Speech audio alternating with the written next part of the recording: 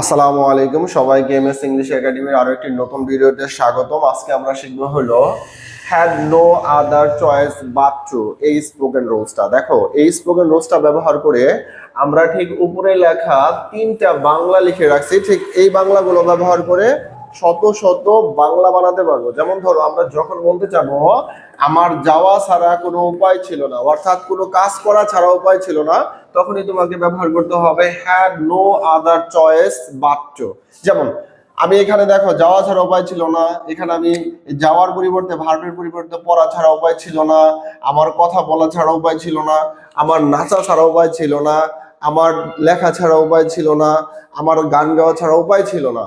অর্থাৎ কোনো কাজ করা ছাড়া যখন উপায় ছিল না, তখনই আমাদেরকে ব্যবহার করতে হবে had no other choice but two.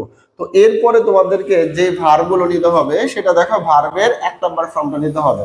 এখন যদি আমি প্রথমটার অনুবাদটা করি যে আমার যাওয়া ছাড়া উপায় ছিল না, দেখো তাহলে এখানে আই শব্দের অর্থ হইলো আমার, তাহলে I had no other choice but to go, আমার যাওয়া ছাড়া উপায় ছিল না।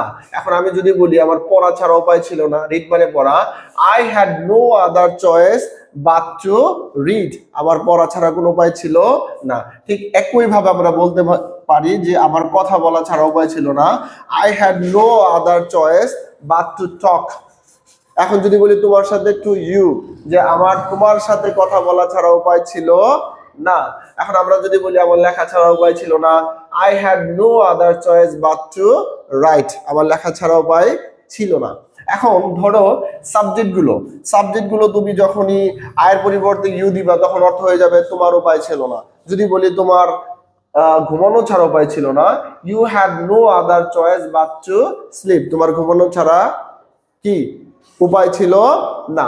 আমি যদি বলি তোমার নাচা ছাড়া কোনো উপায় ছিল না, তাহলে you had no other choice but to dance, তোমার নাচা ছাড়া কোনো উপায় ছিল না।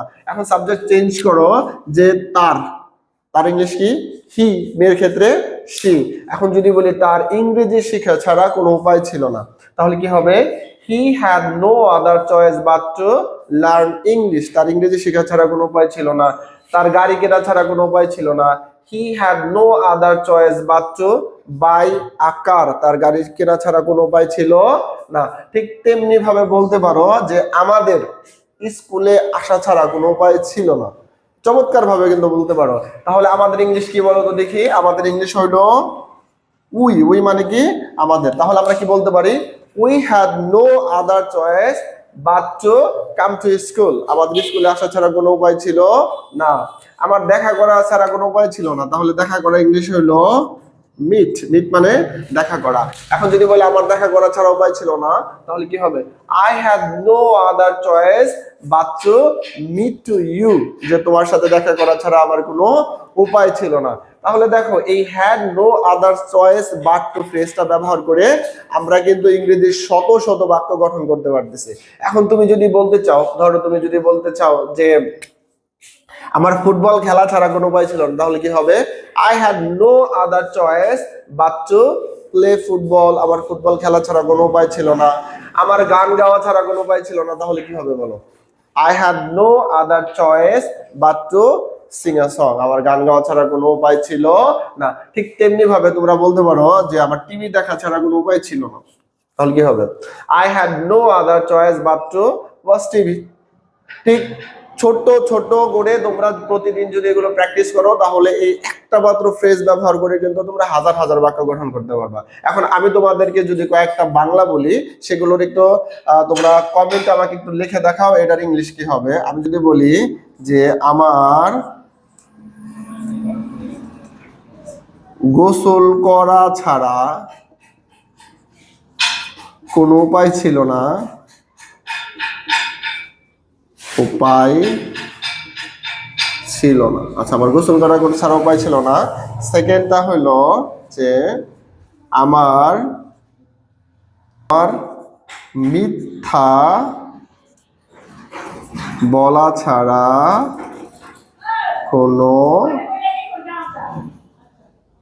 উপায় ছিল না। আচ্ছা, তাহলে তোমরা দুইটার বাংলা আমি তোমাদের লিখে দিলাম, সবাই let me know in the comment একটু জানায় দাও যে এই দুটার ইংরেজিটা কি হবে। একটা হলো আমার গোসল করা ছাড়া কোনো উপায় ছিল না, 2 নম্বরটা হলো আমার মিথ্যা বলা ছাড়া কোনো উপায় ছিল না। অনেক সময় এমন সিচুয়েশনে পড়ি যখন মিথ্যা বলতে হয়, ঠিক তাহলে আমরা এই হ্যাড নো আদার চয়েস এই ফ্রেজটা ব্যবহার করে, বাচ্চু ব্যবহার করে আমরা কি করতে পারি, শত শত ইংরেজি গঠন করতে পারি। তো ভিডিওটা যদি তোমাদের ভালো লাগে তাহলে অবশ্যই আমাদের ইউটিউব চ্যানেলটাকে তোমরা সাবস্ক্রাইব করে রাখো এবং আমাদের ফেসবুক পেজটাকে ফলো দিয়ে রাখো। ধন্যবাদ সবাইকে।